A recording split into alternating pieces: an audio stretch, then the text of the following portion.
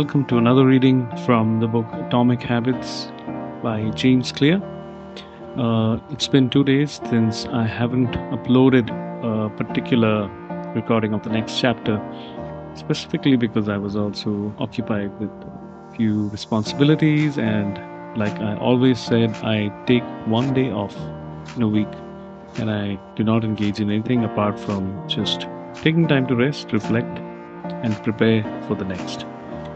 So, we're going to dive into the second chapter of Atomic Habits. Before that, I just want to let you know that these are longer chapters than the previous book that was Make Today Count. So the length of these recordings will also be quite long. So please feel free to increase the play speed or skip wherever you feel you want to go ahead, but it's good to read together, and I would encourage you to do so. Even if it's a longer read, it's good for us to read it together. So let's dive into chapter 2, how your habits shape your identity and vice versa. Why is it so easy to repeat bad habits and so hard to form good ones? Few things can have a more powerful impact in your life than improving your daily habits. And yet, it is likely that this time next year, you'll be doing the same thing rather than something better. It often feels difficult to keep good habits going for more than a few days. Even with sincere effort and the occasional burst of motivation, habits like exercise, meditation, journaling, and cooking are reasonable for a day or two and then become a hassle. However, once your habits are established, they seem to stick around forever, especially the unwanted ones. Despite our best intentions, unhealthy habits like eating junk food, watching too much television, procrastinating, and smoking can feel impossible to break. Changing our habits is challenging for two reasons. One, we try to change the wrong thing. And two, we try to change our habits in the wrong way. In this chapter, I'll address the first point. In the chapters that follow, I'll answer the second. Our first mistake is that we try to change the wrong thing. To understand what I mean, consider that there are three levels at which change can occur. You can imagine them like the layers of an onion. Three layers of behavior change.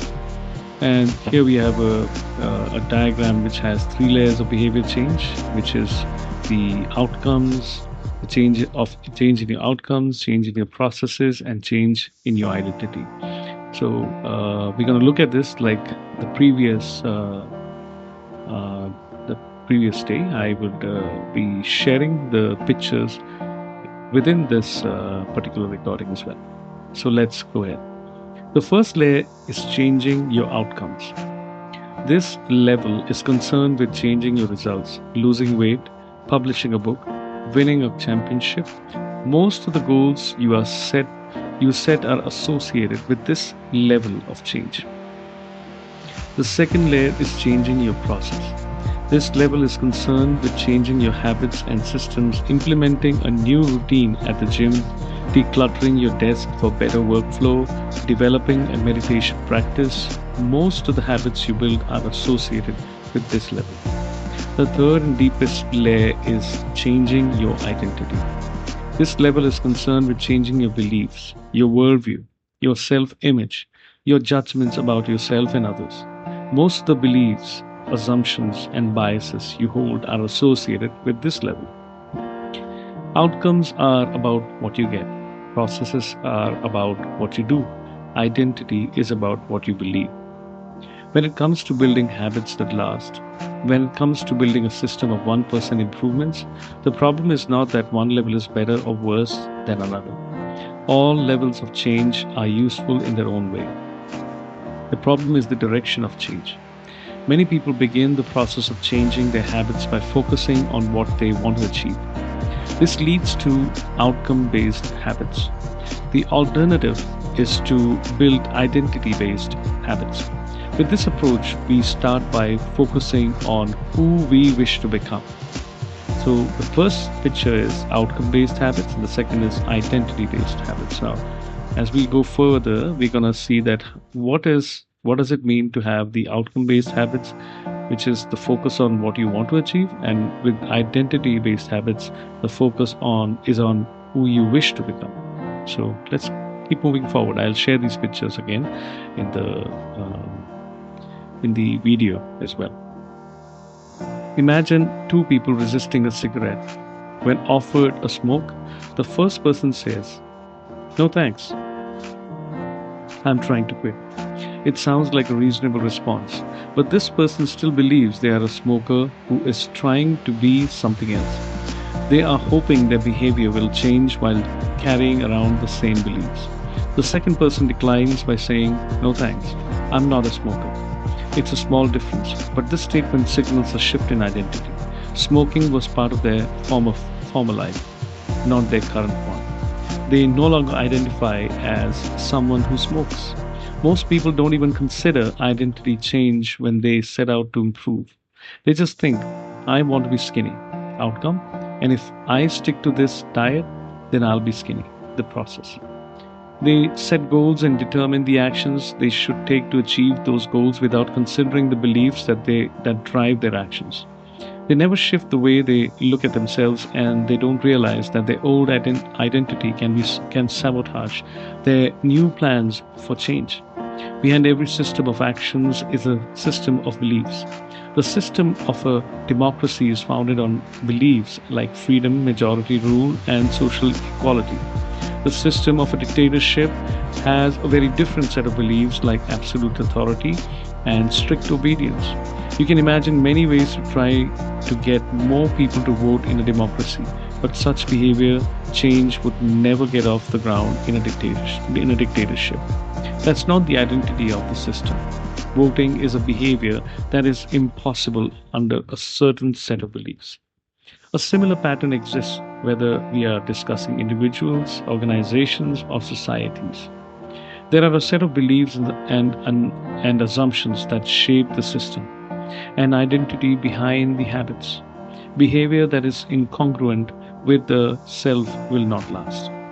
You may want to you may want more money, but if your identity is someone who consumes rather than creates, then you will continue to be pulled towards spending rather than earning. You may want better health, but if you continue to prioritize comfort over accomplishment, you'll be drawn to relaxing rather than training. It's hard to change your habits if you never change the underlying beliefs that led to your past behavior. You have a new goal and a new plan, but you haven't changed who you are. The story of Brian Clark, an entrepreneur from Boulder, Colorado, provides a good example. "For as long as I can remember, I've chewed my fingernails," Clark told me. "It started as a nervous habit when I was young and then morphed into an undesirable grooming ritual. One day, I resolved to stop chewing my nails until they grew out a bit. Through mindful willpower alone, I managed to do it." Then Clark did something surprising. "I asked my wife to schedule my first ever manicure," he said. "My thought was that if I started paying attention to maintain my nails, I wouldn't chew them. And it worked, but not for the monetary reason. What happened was the manicure made my fingers look really nice for the first time. The manicurist even said that, other than the chewing, I had really healthy, attractive nails. Suddenly, I was proud of my fingernails, and even though that's something I had never aspired to, it made all the difference. I have never chewed my nails since, not even a single close call, and it's because I now take pride in properly caring for them."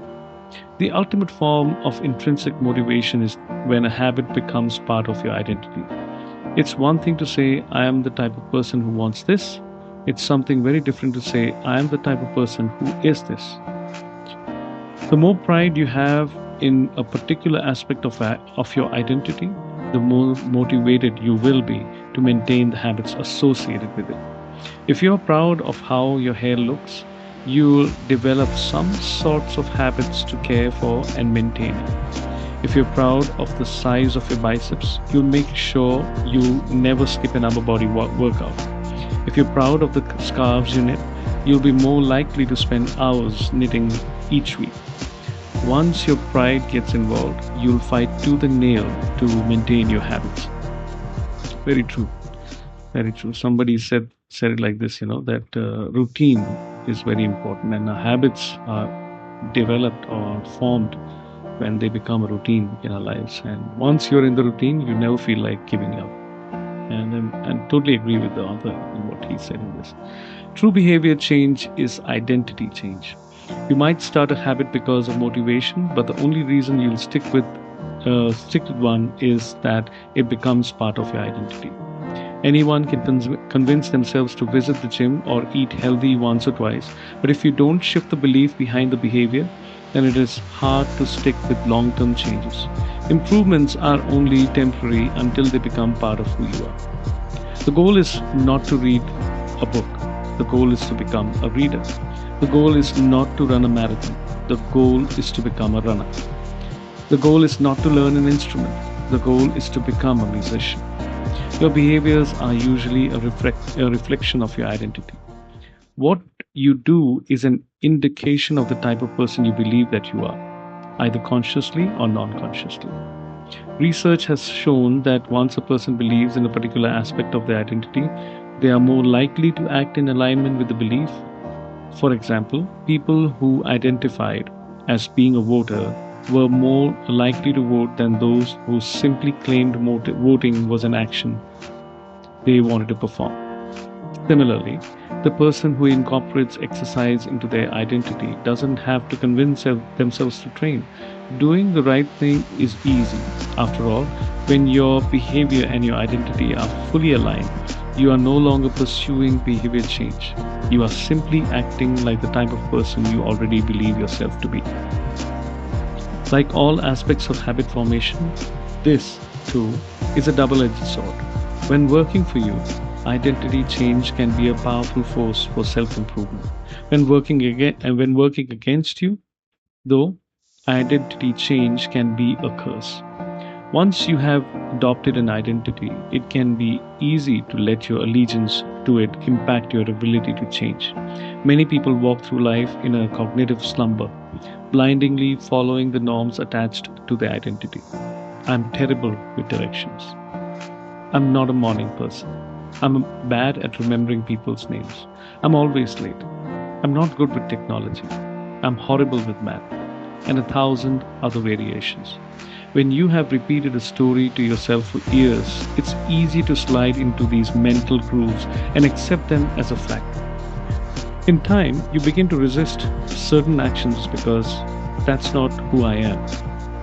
There is internal pressure to maintain your self-image and behave in a way that is consistent with your beliefs.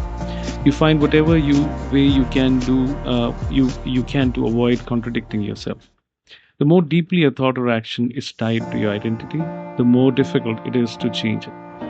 It can feel comfortable to believe what your culture believes, group identity, or to do what upholds your self-image, personal identity. Even it's wrong, even if it's wrong. The biggest barrier to positive change at any level, individual, team, society, is identity conflict. Good habits can make rational sense, but if they conflict with your identity, you will fail to put them into action. On any given day, you may struggle with your habits because you're too busy or too tired or too overwhelmed or hundreds of other reasons. Over the long run, however, the real reason you fail to stick with habits is that your self image gets in the way. This is why you can't get too attached to one version of your identity. Progress requires unlearning. Becoming the best version of yourself requires you to continuously edit your beliefs and to upgrade and expand your identity.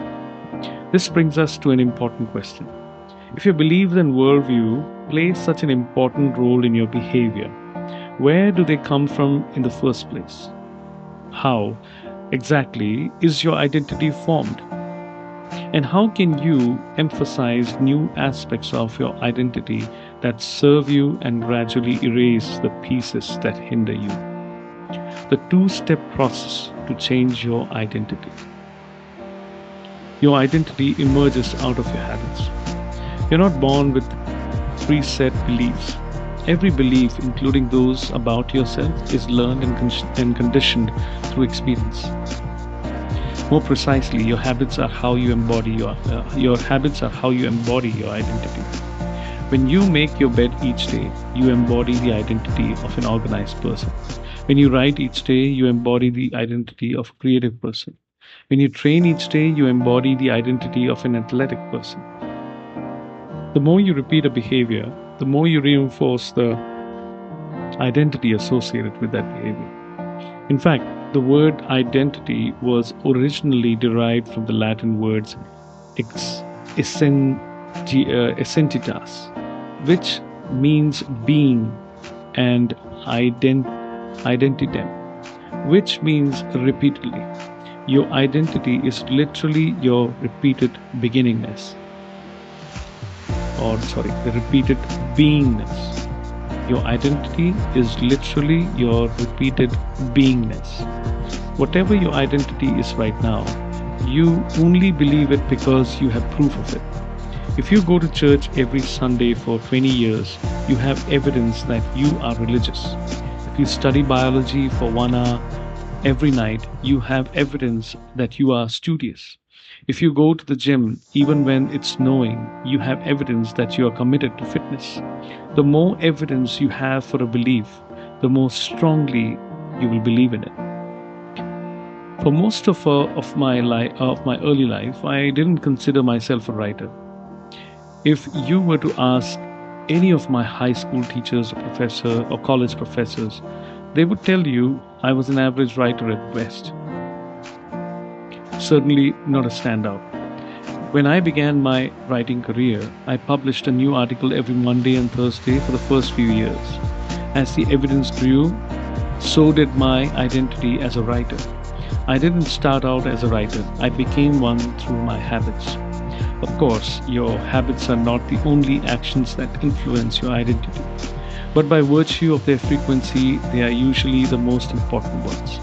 Each experience in life modifies your self image, but it's unlikely you would consider yourself a soccer player because you kicked a ball once or an artist because you scribbled a picture.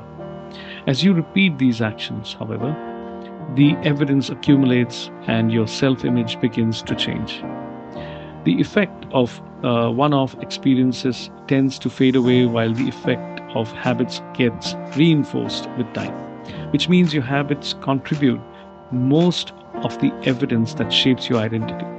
In this way, the process of building habits is actually the process of becoming yourself. This is a gradual evolution. We do not change by snapping our fingers and deciding to be someone entirely new. We change bit by bit, day by day, habit by habit.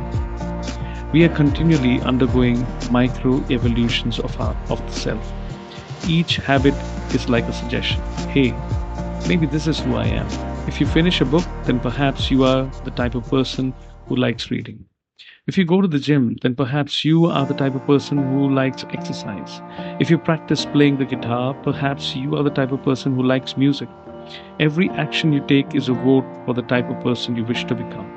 No single instance will transform your beliefs, but as the votes build up, so does the evidence of your new identity. This is one reason why meaningful change does not require radical change. Small habits can make a meaningful difference by providing evidence of a new identity. And if a change is meaningful, it actually is big. That's the paradox of making small improvements. Putting this all together, you can see that habits are the path to changing your identity. The most practical way to change who you are is to change what you do. Each time you write a paper, you are a writer. Each time you practice the violin, you are a musician. Each time you start a workout, you are an athlete. Each time you encourage your employees, you are a leader. Each habit not only gets results but also teaches you something far more important: to trust yourself. You start to believe you can actually accomplish these things. When the when the votes mount up and the evidence begins to change, the story you tell yourself begins to change as well. Of course, it works the opposite way too. Every time you choose to perform a bad habit, it's a vote for that identity. The good news is that you don't need to be perfect. In any election, there are going to be votes for both sides. You don't need a unanimous vote to win an election. You just need a majority. It doesn't matter if you cast a few votes for a bad behavior or an unproductive habit. The goal is simply to win the majority of the time. New identities require new evidence. If you keep casting the same votes you've always cast, you are going to get the same results you've always had. If nothing changes, nothing is going to change. It's a simple two-step process. Number one, decide the type of person you want to be. Number two, prove it to yourself with small wins. First, decide who you want to be. This holds at any level as an individual, as a team, or as a community, as a nation. What do you want to stand for? What are your principles and values? What do you wish to become? These are big questions, and many people aren't sure where to begin. But they do know what kind of results they want: to get six pack abs, or to feel less anxious, or to double their salary. That's fine. Start there and work backward from the results you want to the type of person who could get those results. Ask yourself, who who is the type of person that could get the outcome I want? Who is the type of person that could lose 40 pounds? Who is the type of person who could learn a new language? Who is the type of person that could run a successful startup? For example, who is the type of person who could write a book? It's probably someone who is consistent and reliable. Now, your focus shifts from writing a book, outcome based, to being a type of person who is consistent and reliable, identity based. This process can lead to beliefs like, I'm the kind of teacher who stands up for her students. I am the kind of doctor who gives each patient the time and empathy they need. I'm the kind of manager who advocates for her employees. Once you have handled a type of person you want to be, you can begin taking small steps to reinforce your desired identity. I have a friend who lost over 100 pounds by asking herself, what would a healthy person do? All day long, she would use this question as a guide. Would a healthy person walk or take a cab? Would a healthy person order burrito or a salad? She figured if she acted like a healthy person long enough, eventually she would become the person. She was right. What an amazing thing to say that. It's a conscious choice. Change, habits, these are all conscious choices. The concept of self-identity based habits is our first introduction to another key theme in this book: feedback loops. Your habits shape your identity, and your identity shapes your habits. It's a two-way street. The formation of all habits is a feedback loop, a concept we will explore in depth in the next chapter. But it's important to let your values, principles, and identity drive the loop rather than your results. The focus should always be on becoming that type of person, not getting a particular outcome. The real reason for habits matter. Identity change is the North Star of habit change. The remainder of this book will provide you with step-by-step instructions on how to build better habits in yourself, your family, your team, your company, and anywhere else you wish. But the true question is, are you becoming the type of person you want to become? The first step is not what or how, but who. You need to know who you want to be. Otherwise, your quest for change is like a boat without a rudder. And that's why we are starting here. You have the power to change your beliefs about yourself. Your identity is not set in stone. You have a choice in every moment. You can choose the identity you want to enforce today and with the habits you choose today. And this brings us to the deeper purpose of this book and the real reason: habits matter. Building better habits isn't about littering your day with life hacks. It's not about flossing your one tooth each night or taking a cold shower each morning or wearing the same outfit each day. It's not about achieving external measures of success like earning more money, losing weight, or reducing stress. Habits can help you achieve all of these things, but fundamentally, they are not about having something, they are about becoming someone. Ultimately, your habits matter because they help you become the type of person you wish to be. They are a channel which you develop, which through which you develop your deepest beliefs about yourself. Quite literally, you become your habits. Now, here's the chapter summary. There are three stages, there are three levels of change: outcome change, process change, and identity change. The most effective way to change your habits is to focus not on what you want to achieve, but on who you wish to become. Your identity emerges out of your habits. Every action is a vote for the type of person you wish to become. Becoming the best version of yourself requires you to continuously edit your beliefs and to upgrade and expand your identity. The real reason habits matter is not because they can get you better results, although they can do that, but because they can change your beliefs about yourself. Now, having mentioned that, one of the things I would like to say in the end, and I would like to apologize. There are many places that I'm not able to read very clearly, and I get stuck somewhere. And if you're affected by it, I'm very sorry about it. I profusely apologize. But one of the things I'm not going to do is I'm not going to stop just because I'm lacking in some area. I'm only going to become better if I keep at it. So just want to encourage you, if you also face these challenges, if you're also as human as I am, don't give up. Continue. So what were those Latin words? That is essentitas and identitem, which actually means beingness. Repeated beingness. That's it for today. Thank you so much for joining in.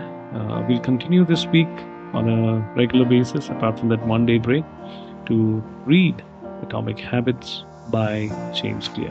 Thank you so much for joining in and for reading. God bless.